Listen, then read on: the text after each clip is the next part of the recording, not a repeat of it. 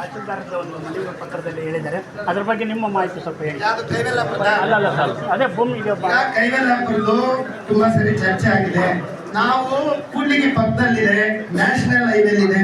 ಏನಾದ್ರೂ ಕಾಲೇಜಸ್ ಆಯ್ತಾ, ದೊಡ್ಡ ದೊಡ್ಡ ಇನ್ಸ್ಟಿಟ್ಯೂಷನ್ಸ್ ಕೂಡ್ಲಿಗಿ ತರಬೇಕಂತ ಆಸೆಯಲ್ಲಿ ಆ ಕೆರೆ ಪಕ್ಕ ಆ ಕಡೆ ಸ್ವಲ್ಪ ಆ ಕಡೆ ಕೊಡೋಣ, ಈ ಕಡೆ ರೋಡ್ ಸೈಡ್ ಅಲ್ಲಿ ಏನಾದ್ರೂ ಒಳ್ಳೆ ಉಪಯೋಗ ಆಗಂತದ್ದು ಉದ್ಯೋಗಕ್ಕೆ. ನೋಡಿ, ನಾವು ಏನ್ ಮಾಡಿದ್ರು ಎಲ್ಲರೂ ಕೇಳ್ತಾರೆ, ಎಲ್ಲ ಮಾಡ್ತೀರಿ, ಒಂದು ಕೆಲಸ ಒಂದು ಜಾಬ್ ಸಿಗ್ತಾ ಇಲ್ಲಲ್ಲ, ಉದ್ಯೋಗ ಅವಕಾಶಗಳಿಲ್ಲ ತಾಲೂಕಲ್ಲಿ ಅಂತೇಳಿ.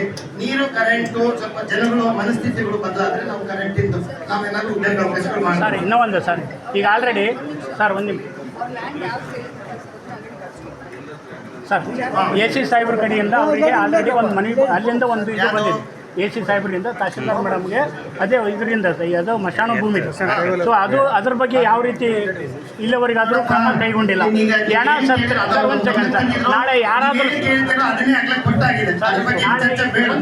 ನಾಳೆ ಏನಾದರೂ ದಿನ ರೋಜು ಒಬ್ರು ಯಾರೋ ಒಬ್ಬ ವ್ಯಕ್ತಿ ಸತ್ತಂದ್ರೆ ಉಣ್ಣಕ್ಕೆ ಜಾಗ ಇಲ್ಲ ಅಂದಾಗ ಪ್ರತಿ ಸಲ ಬರೀ ಇದೇ ಮಾತನ್ನು ಹೇಳ್ತಾ ಇದ್ದಾರೆ ಅಂದಾಗ ಅದು ಯಾವಾಗ ಮುಂದುವರಾಗತ್ತೆ?